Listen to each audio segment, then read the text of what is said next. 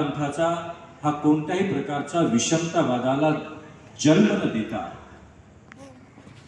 हिंदू मधला माणूस शोधेल, बौद्धांमधला माणूस शोधेल, मुस्लिमांमधला माणूस शोधेल, श्रीमंतामधला माणूस शोधेल, श्रीमंत गरिबातला माणूस शोधेल आणि माणसाला शोधता शोधता एक दिवस या देशातल्या साऱ्या जाती, धर्म, पंथ, वंश, परंपरेच्या साऱ्या लोकांना माणसाला पाहण्याची ऊर्जा मिळेल.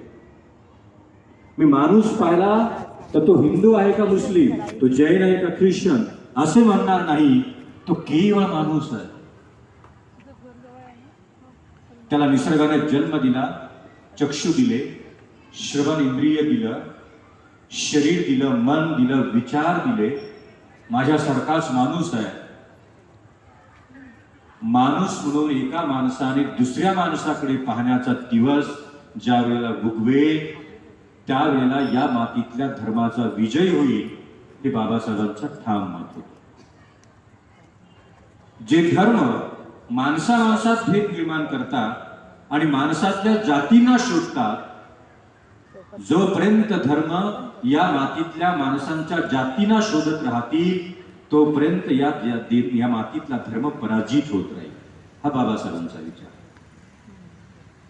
या घडीला आम्ही भारतीय पूजनीय डॉक्टर बाबासाहेब आंबेडकरांच्या या ऐतिहासिक जन्म प्रवासाला अनुमोदित करताना आम्ही माणसं शोधत आहोत का धर्म शोधत आहोत?